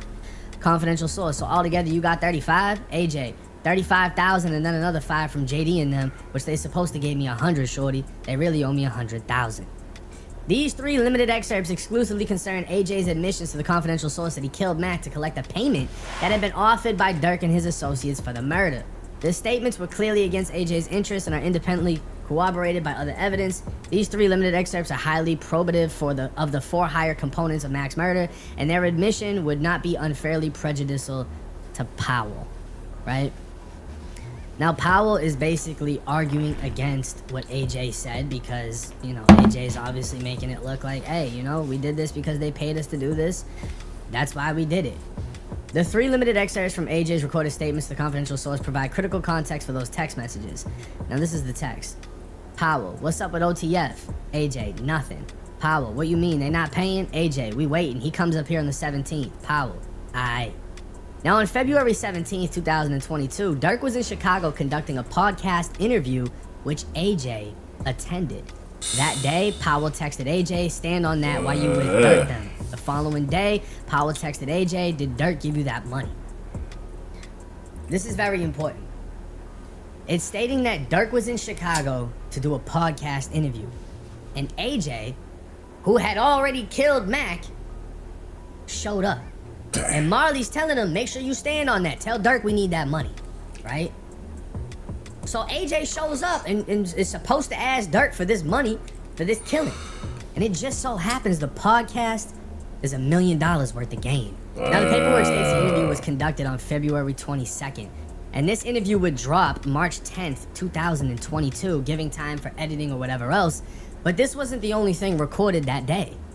Dirk's music video, Aha, was also recorded that day in the same studio space, and the interview along with Dirk's new song, Aha, would drop on the same so day. if you just listen to what it's saying in the paperwork, you know it's way... That nigga is cooked, chat. I'm trying to tell you, goddamn, boy. Real shit. Like, ever since he been locked up, boy, it's been bad shit. Like, I ain't heard not one good thing yet about this shit. For real. More to come. Now, the stipulations for them copping out, you have to tell the in affairs, you have to admit your wrongs. You have to admit your wrongs because they already know they're guilty, so they can get them 100 years right now. They got them on audio, video, tapes, going to get burgers, going to buy masses. They left the phones in the car. AJ left 3 phones and 3 different crime scenes that was in his girl name. Boy, what the fuck? Nah, hell nah. Hell nah. You can't do that. You can't get it to be like that. How the fuck you leave 3 phones, nigga? 3 phones and 3 different crime scenes. Like, what? You just... I hope they get me. I hope they catch me. Fuck, they ain't get me the first time. Hope they get me the second time. Like, nigga, what? Then you got the guys at the youth center who knew about the murder, who recorded the murder and sent it to OTF. They told everything already. They got picked up and said, yeah, it was $50,000 to $500,000 on their head. It was like 4 of them, 2 of them brothers. So everybody been folded. AJ and Marley was just waiting to see they exit. But Lil Durk, I'm going to say it again, man. He shouldn't be involved with none of these guys, man. None, and man. To the youth, when you get on, bro, run. I hate to say it, man. Hey, a lot of people be like, man, you leave your homies. Hey, look, bro. hey, look. Hey, we'll meet up at Disney World or we'll meet up at Cali, smoke some weed or something, go to a concert or something. But far as me, you tagging along and me getting in trouble because y'all back home committing crimes and murders and then I got the money, hell no. On everything. Dirk bust his ass, man, to get to the top. He bust his... I seen him. He worked hard to get to the top, only to get taken down, man. Just to get his ass taken Everybody down. was laughing and joking. He was passing out money left and right, you know. And these are the same guys that, you know, hey, they want their freedom. You know, it was all good when they was doing the crimes and shit like that. But now that you get an exit, hey, look, we really don't want you. Who paid y'all? Who the leader? That's all you gotta say, man, and we'll make sure you get 20 years, including your time right now. They gonna say Lil Durk, man. So he put himself in a bad position. I even seen OTF Chubb say, you know, he still don't want to see Lil Durk in jail. Hey, Chubbs, don't feel bad, man. I say this all the time. If Lil Durk would have stayed with y'all, he'll be out of jail right now. Y'all wouldn't let him crash out like this. That's why y'all ain't around him. Y'all got voices. Y'all been had names. You know, a lot of y'all been had names, been them. So when you trying to tell somebody and give them the best advice, they don't want y'all around, bro, because they want to do whatever they want to, and they want to do the shit that fit in with the slow motherfuckers like Broner and the rest of them, you know. But yeah, man, Marley is pleading guilty tomorrow, May 20th, at like 10 o'clock, I think, in a Dirksen building. He pleading guilty to the murder for hire. And it's something else they got up their sleeve, you know, because California, just in case California thinking about fumbling the ball or drew them might find some loopholes or something. Oh, see it. Not saying they will, because you got OTF Vonnie. He was on the plane. He passed out the guns. So Vonnie gonna wrap everybody up anyway. Yeah. Because he connected to everybody. He flew on the plane with Dirk. Hey, Dirk, Yeah, did Dirk know that y'all you was going to do this? Yes, he did. See, Vonnie, that's what's gonna fire Dirt ass. Bro, Vonnie right there, like, he seen all this shit, did the shit, all that shit with him. Dirk gone. Hey, who did you pass out the guns to? Flock, Jam, and Flock, Jam, and Brown Eyes. They gone, because you gave them the guns. Them was the shooters. That nigga fried. Who was in the car with you? Oh, me and Didi was in the car, and Boogie was in the other car that I gave up. He wrapped up the whole scene, bro. Bro. That's all they need. You hear me? So Lil Durk he in some deep stuff, man. But we gonna continue to watch these cases and see what's going on. But to the youth, man, get your money and run. Take care of your family, bro. The streets ain't nothing. They love you when you up, but when you down, bro, you can't get no love, man. When you in jail in your darkest places, they don't help you. They don't send no lawyer for you, but they know where you at. I ain't gonna lie, that's just very unfortunate for him, though. Like, he is not finna beat this case. I just don't see that happening at all. Like, that's just unfortunate, chat. For real. Man. Playing on iPhone? Fuck. Now you can play Unlocked on PC with Google Play Games. Today, we finna get into some Drake talk, man. Let's go ahead, dive deep has into been a it. very bad day for Drake haters, right? A very good day for Drake, but a very bad day for his haters. Man, they're unraveling, they're panicking, they're spiraling out of control. And I don't know, man, sitting back and watching everything happen, minding my good, broke, and highly favored business, it's been a joy to see. Shout out to this creator right here called Jay Roebuck. He just dropped a video exposing one of Drake haters that I'm not really too familiar with. So without him, I wouldn't have made this video because I don't know who this dude is. But this dude has Drake derangement syndrome. No, truly, it's a sickness, and this dude is sick. The only people who want to see this nonsense. Drake's so scared to drop this. He knows that this gonna do 150, right? He knows first week sales gonna be 175, 225 if my curious, right? Other than that, wah, right? That's gonna be like every Marvel movie that has dropped in the last couple years. Wah. I'm not even gonna laugh at a 50-year-old man sitting in his car on his work break making a video about a billionaire and how unsuccessful that billionaire is. Because obviously, you know, y'all see the humor in that as well. Right. And again, I'm not even gonna say, hey man, you should not have said that. If you have an opinion, you should be able to critique and criticize anybody. However, here's where the Drake derangement syndrome comes in, and it's really sad to watch. If you're predicting that Drake is gonna sell 100 to 150,000 copies first week because nobody cares about the Drake rollout, nobody cares about the album, Drake is ice cold right now, and that's your opinion, right? You have a right to have that opinion. And then Drake surpasses your expectation. He outsells the 150. He sells like 480, I believe.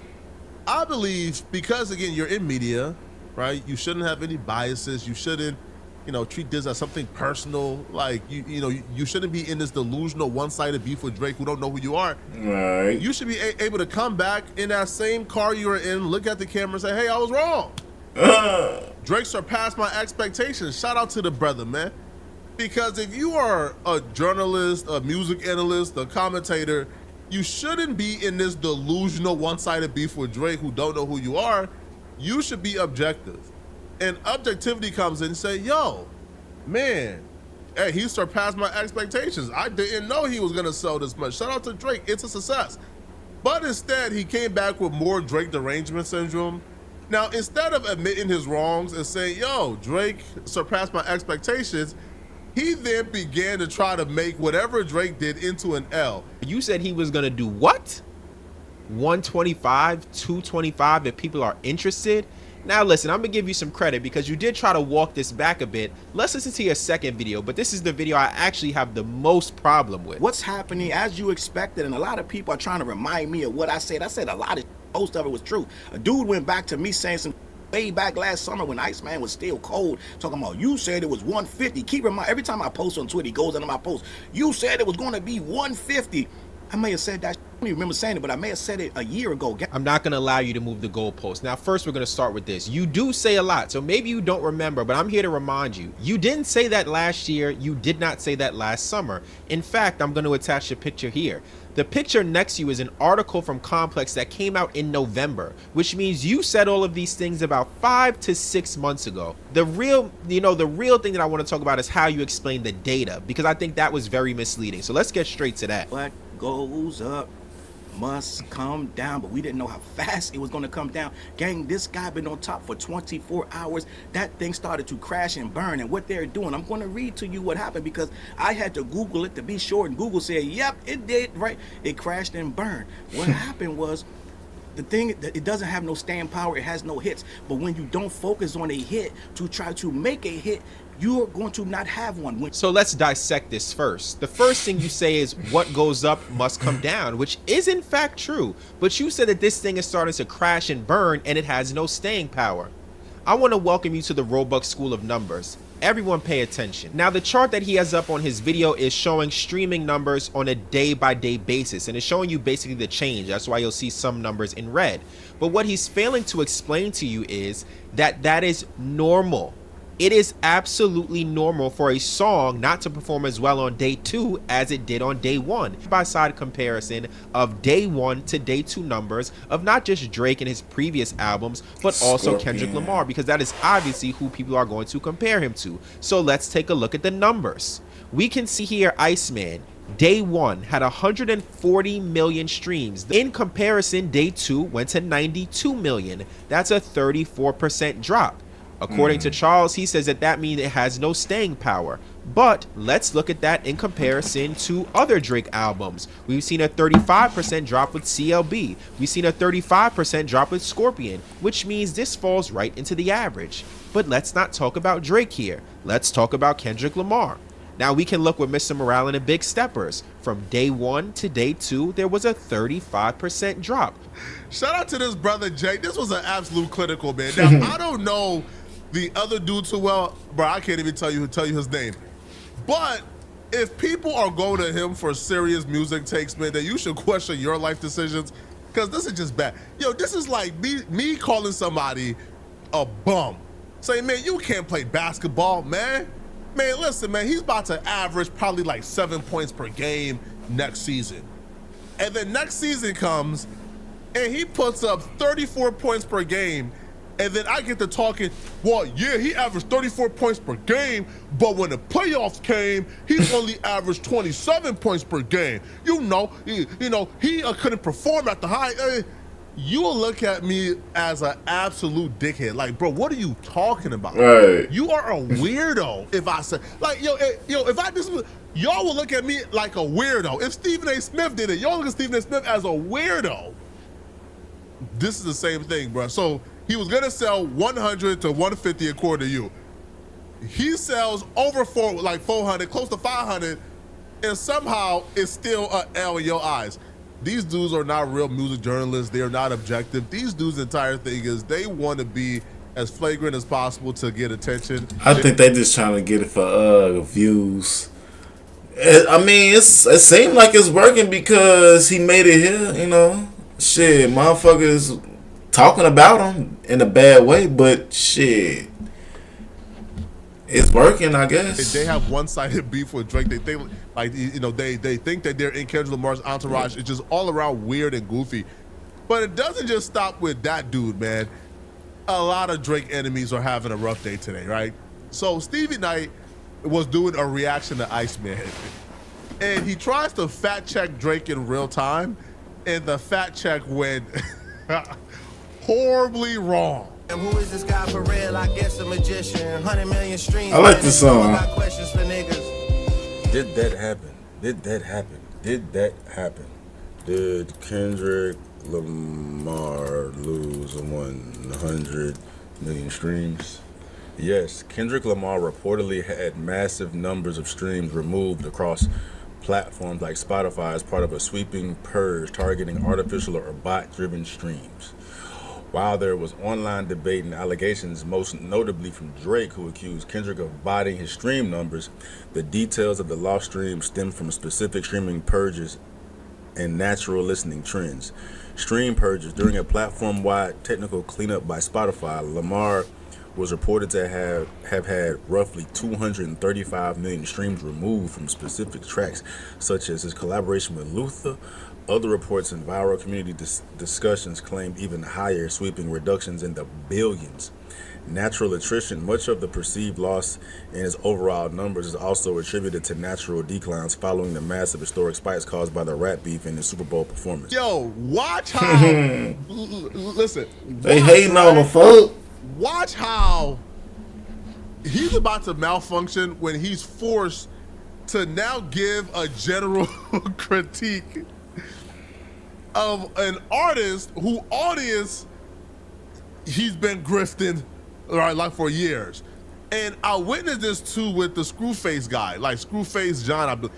I've witnessed this with him, where because he's been grifting that audience for so long, that when it's time to offer up critique, it's like the most difficult. You would think they put, I don't know, man, AP calculus in front of him and told him to solve an equation. They start flustering, they start stuttering, they start sweating. They cannot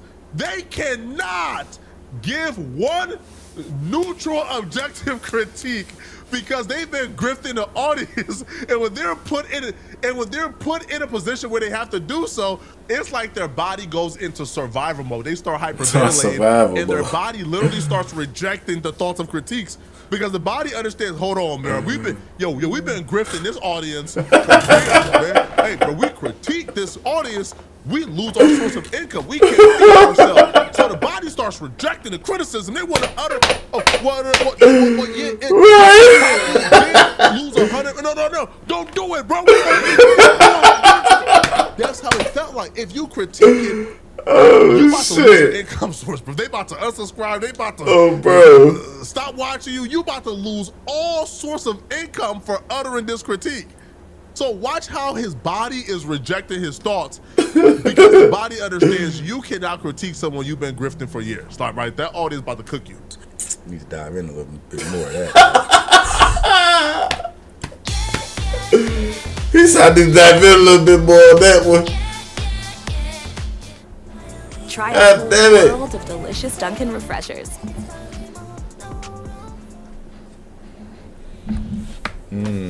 Look at his ass. I mean, this sole conversation is enough for a video in itself, man. Just as far as human psychology and how perception is reality, and how you can publicly inflate anything, right? Like pressing the button on, bro. I'm gonna say that conversation for another day, bro, because that's interesting. I like to dive What the fuck is you talking about? That nigga having a malfunction. I'd like to dive into that a little bit more, right? And then it's like, but with that, the psychology of it all. You know what I'm saying? Like, the deed has been done. You know what I mean? And perception is reality. What? If people don't care enough about this situation for it to be an issue or change their minds, like what took place with that beef is imprinted in people's minds, and it will always be such, man. But the fact that this could have taken place, you know what I mean, and the reality of things, it should make people have a whole different perspective on what took place, on what happened, and what transpired, man. But perception is reality, man. The first to put that in people's minds is the winner, man. And it doesn't, at this point, it doesn't matter, right? It don't matter what Drake, it don't matter what proof Drake can provide, what he can say, man. That shockwave that happened through hip hop is going to be imprinted in people's minds and hip hop as long as hip hop exists, right? But but that often exists in a lot of these polarizing events or whatnot, man, right? Something goes down, captivates an audience in some type of way, negatively or positively, but it's always something that took place differently that initiated whatever happened, bro. That was one of, if not the biggest moment in hip hop history, right? And outside of just Drake fans, unwilling, and people that are willing to look at things objectively. Most people don't look at music objectively. They side with who they side with, who they're emotionally tied to, who they're tied to. They're unwilling to change their perspective. Shut your ass up, Difficult nigga. to do is change people's minds. Period, bro. Right. You know, but I'm definitely willing to dive into that a bit more. You know, based on nigga what? Right. I've been lost for the longest. This guy is really articulate. This is somebody I've been watching for years on YouTube, bro. You are articulate any other time. You was articulate in this video. The minute you get to a position where you got to admit, man, Drake man. Drake might have been. Now all of a sudden you don't know how to speak anymore. Your body's rejecting your thoughts. Right, you can't find the words to articulate. Yo, this is some sad stuff, bro. I'm so confused. I sit in a position where I feel so free. You know why I feel so free? Because I don't got no allegiance and no sides, bro. Simple as that, man. Right? I can confess, hey, man, I listen to Whacked Out Murals multiple times a week. Multiple times a week, I listen to Whacked Out Murals. That's one of my favorite songs. I also really love the Drake album. I need to hear right? this I shit. think Kendrick Lamar is an amazing artist. I think Drake is an amazing artist. I can say those things. You know why? Because I don't have a side. Right? When I critique Drake, the Drake fans will get mad at me, call me all type of names. When I critique Kendrick Lamar, his fans will get mad at me. You know what? But I don't care. I can sleep good at night knowing I'm not beholden to anybody or to any fan base. That I haven't grifted a fan base enough to where if I give a critique, I'm sweating bullets and hyperventilating, thinking about them not effing with me anymore because I grifted them. I don't have those problems. Now, the West Coast also took an L today, man. So shout out to DJ Head. I like DJ Head, right? Now, not many people on this channel like DJ Head, but I like DJ Head, man. Right now, I don't think DJ Head likes me, but I like DJ Head. DJ Head admits that the West Coast DJs, I want to preface this, man. This is one of the saddest, most just disgusting things I think I've ever heard in my life. DJ Head says that West Coast DJs, more specifically DJs in LA, are so triggered by songs on this Drake album that they requested for DJ Head to remove and edit out the Drake disses so they could play the songs. I don't ever want to hear the real hip hop real hip hop blood. I don't want to hear that nonsense no more, bro. These so-called hip hop purists on the West Coast don't want to play a rap song because the rap song got disses in it. But these are the same people telling Drake, hey, man, it's a rap battle, bro. Why you suing over a rap battle, bro? Why you triggering over a rap battle, bro? This is part of hip-hop. Now the same West Coast hip-hop purists are now so triggered over a rap song with a diss in it, they like want the rap song edited and contorted every. Oh, no. This is just sickening, bruh. It's sad. It's sad. Nasty stuff, man. Y'all are engaging in. It's never this serious, yo. The Too Hard for the Radio is controversial because on one side, I've gotten that he's intentionally trying to drive a wedge between LA and the Bay. I don't buy that. I don't subscribe to that. The Bay and LA, we each other. I'm not contributing to that conversation or narrative that there's going to be like you're not gonna do that with me or my platform. Wait, what you're saying? You don't believe that he's doing it, or you're saying it's impossible to happen? Nothing's impossible. I'm not participating in that though. In that narrative of the LA shouldn't support that song because it's him. It's like, no, nigga, if the niggas want to hear the records, play the records. I don't like it. Don't whatever, cool. But bubble your insurance with Liberty Biberty and save hundreds. Cut.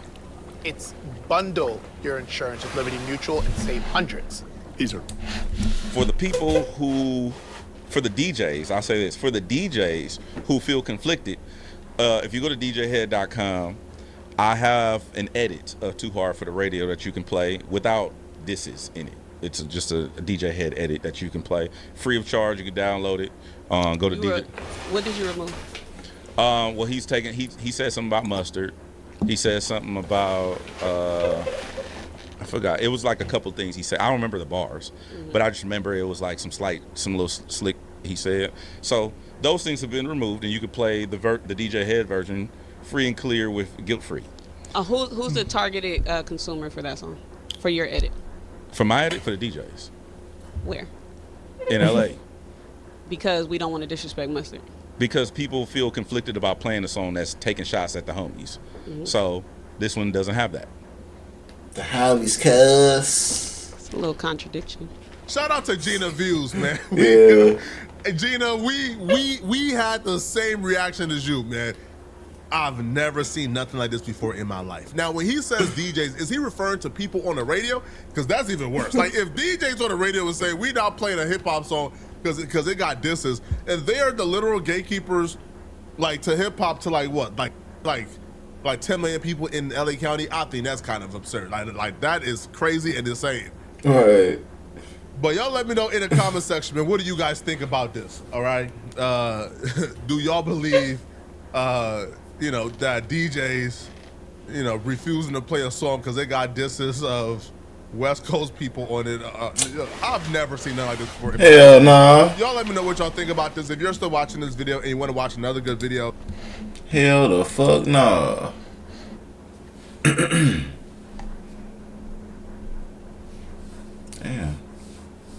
I'm low-key getting hungry. Shit. You want to support me? Go to Nene Marie 37 on IG and purchase a signed copy of my book. Alright, man, we finna get into this, you know what I'm saying, video about Stain. If y'all know who Stain is, he got killed like 3 weeks ago. He a drill rapper, you know what I'm saying.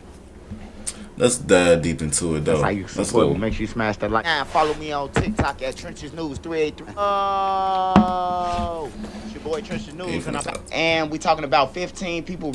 As many as 80 shots were fired. Tonight, man, make sure y'all there. We talking about Lil Durk, OTF, DD, Bezu, and all them. Make sure y'all there. As many as 80 shots were fired here. The shooting happened. Damn, 80 shots? 75th and Harvard, apparently right in front of a convenience store. The Chicago Fire Department confirming 3 people were shot.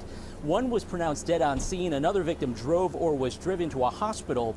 And a third victim was transported by ambulance. The genders, ages, and conditions of those victims unknown at this hour. As I mentioned, there was clearly a lot of gunfire. It's not just right in front of the store, but up and down the block as well. Damn.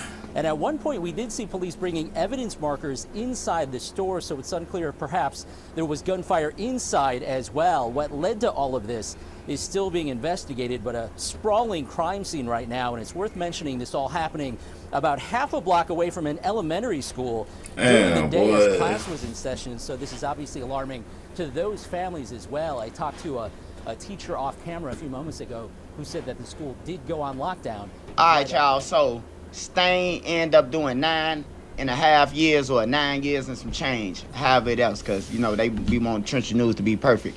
Hey, but look, though, Stain came home after beating a murder or after taking some time for a murder and attempt murder when he could have had hundreds of years and come back and stand on the same block where they know that you gonna be at, man.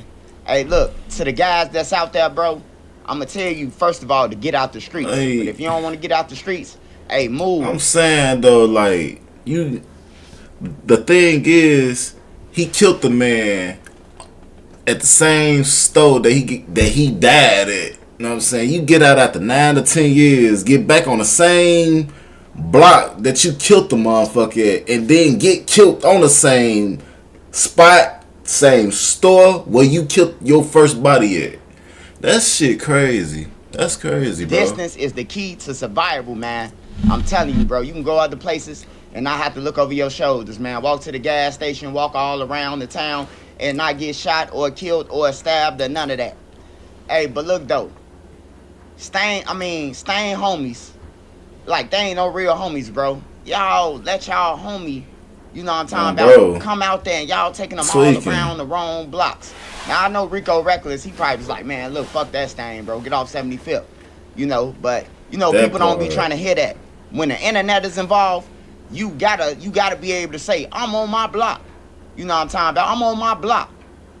Bro, I done stood on these blocks, a lot of blocks, bro, from the low end all the way to Concordia. Bro, what I look like I gotta stand on the block today. And I done already stand on the block. Broke, then I'm off. You hear me? Man. So, Stain video was released 2 days ago. And the release of the video is disturbing, man. You know. But, hey, look, it's part of their game. Now, I want to say this to the guys that's putting their hands down to the ground, taking pictures like you standing over somebody. Hey, look, somebody gonna stand over you. Somebody is gonna be willing to risk it more than you. For every killer, that's another killer, man. That's how it is. You know? So Stain was walking out the store, him and 2 other guys, and the killers ambush. But when the killers ambush, somebody let off a lot of shells from Stain's side, you know. So until the ballistics or something come out, we don't know who hit them. You know what I'm talking about? If they shooting across the street and then his homie them shooting, depending on if they in front of him or they behind him or on the side. Shit, that sound like some backdoor shit. Like, you know what I'm saying? Now that you know what I'm saying, now I'm thinking about the shit.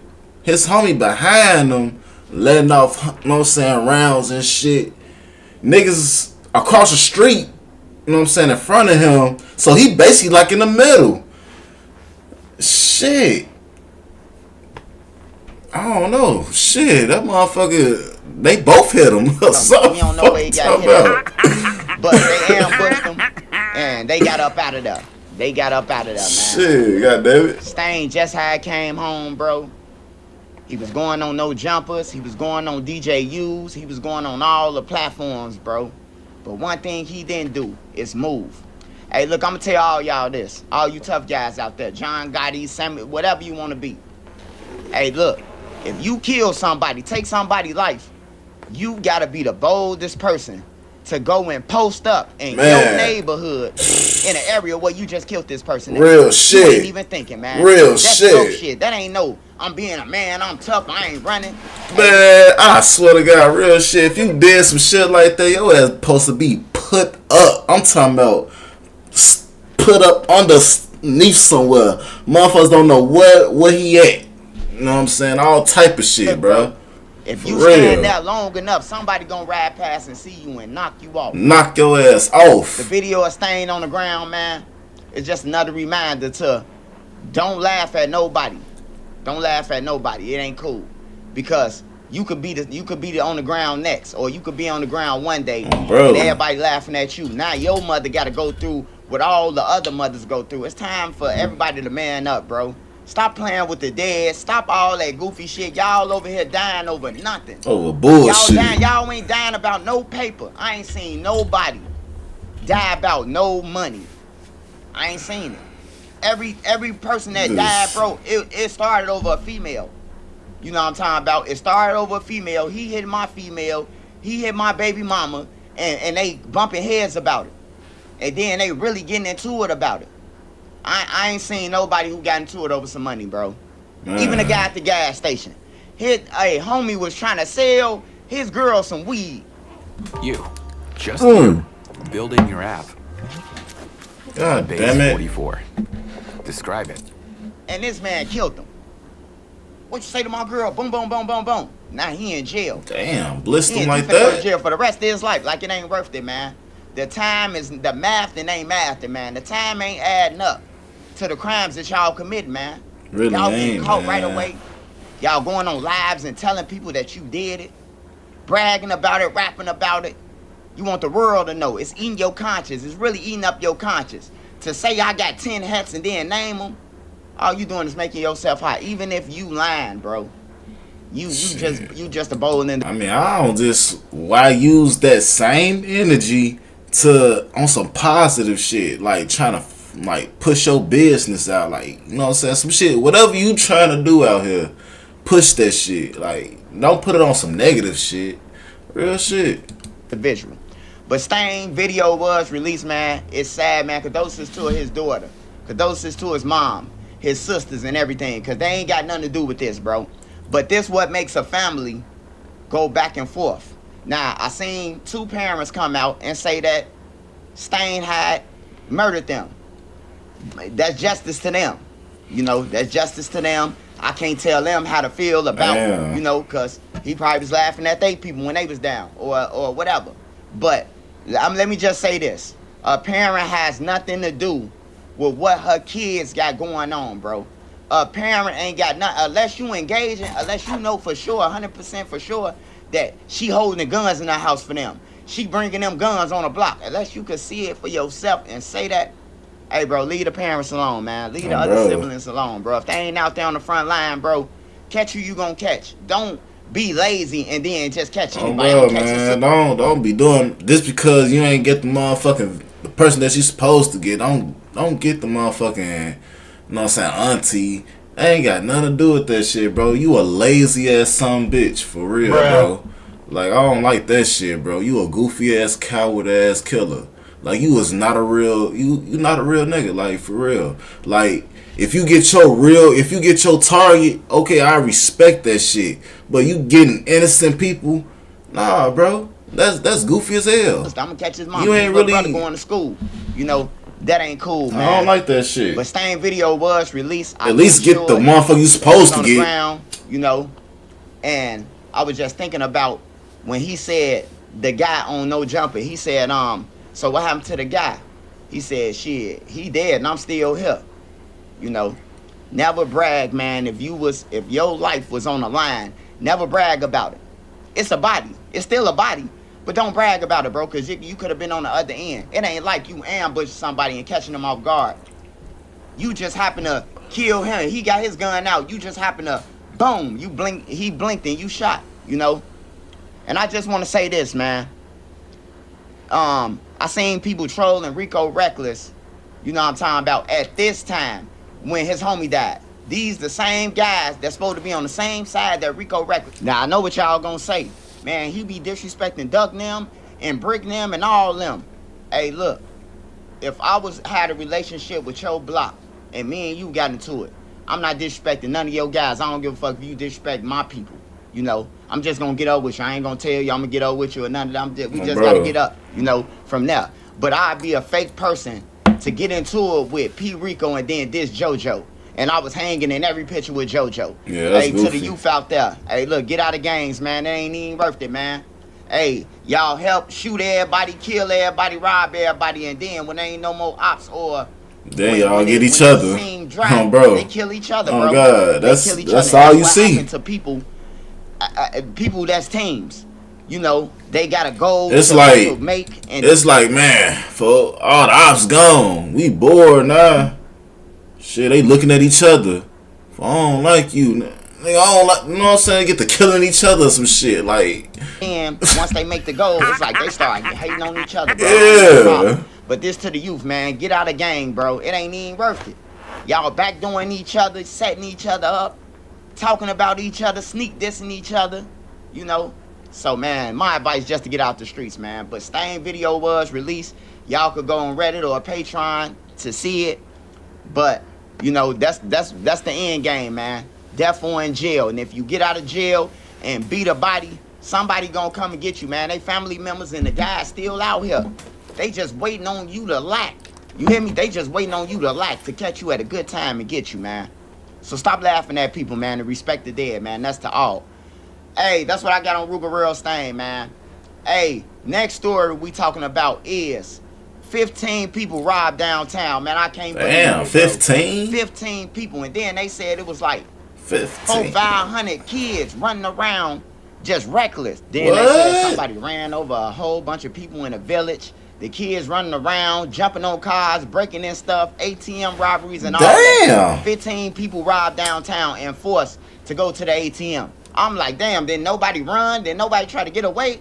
You know, hey, look, if you want to be safe, man, not just Chicago, everywhere, man. Just move. That shit crazy. When you leave your house, go outside of Chicago to do your activities, bro. Go to I can't even say Naperville, man, but go somewhere. Get in the comments and let me know what y'all think. Make sure you go and get life insurance if you got kids out there dead. That shit crazy, though.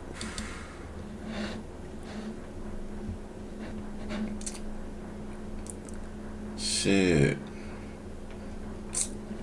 Alright, chat. I guess I'm done for the night, man. Y'all make sure y'all like and subscribe. You know, that's it for the night.